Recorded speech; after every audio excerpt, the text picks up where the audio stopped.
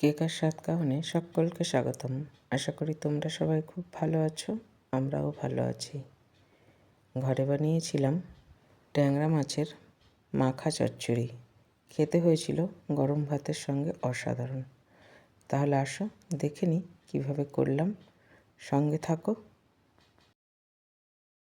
ট্যাংরা মাছের মাখা চচ্চড়ি করার জন্য সবার প্রথমে এখানে নিয়ে নিয়েছি বেশ কটা ট্যাংরা মাছ। তাকে খুব ভালো করে ধুয়ে পরিষ্কার করে নিয়েছি। আর মাছগুলো কিন্তু বেশ বড় সাইজেরই আছে।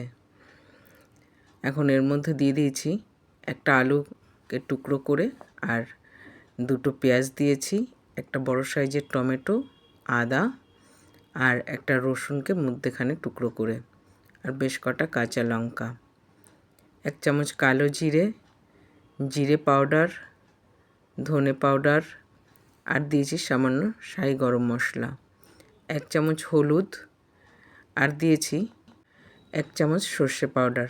এই সর্ষে পাউডারের জন্য না, এই মাখা চচ্চড়িটার স্বাদ কিন্তু অনেক গুণ বেড়ে যায়। স্বাদ অনুযায়ী নুন দিয়েছি, আর স্বাদকে ব্যালেন্স করার জন্য চিনি।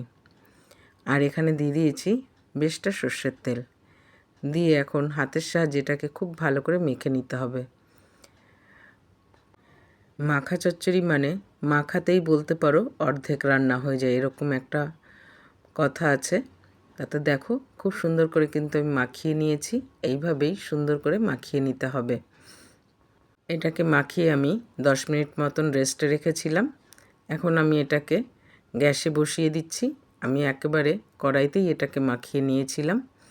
গ্যাস আমি অন করে দিয়েছি, আর এখন এর মধ্যে সামান্য একটু জল দিয়ে দেবো। জল দিয়ে এটাকে আমি এখন ঢাকা দিয়ে কিছুক্ষণ রান্না করে নেব। এই রান্নাটা কিন্তু খুবই সোজা, চটজলদি হয়েও যায়, আর কোনো ঝুট ঝামেলা নেই। ব্যাস সব কিছু দিয়ে মাখাও আর গ্যাসের উপরে বসিয়ে দাও।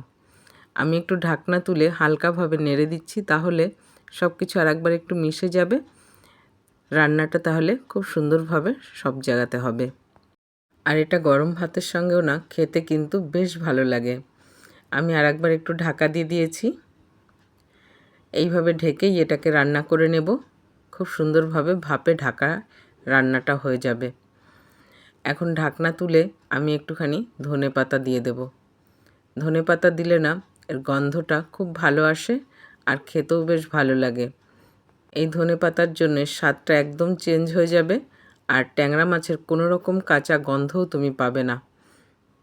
আর শুরুতেই আমরা টমেটো ব্যবহার করেছিলাম। টমেটোর জন্যও কিন্তু এই মাখা চচ্চড়িটা খেতে খুব ভালো লাগে। একবার আমি সব কিছুর সঙ্গে মিশিয়ে নিয়েছি।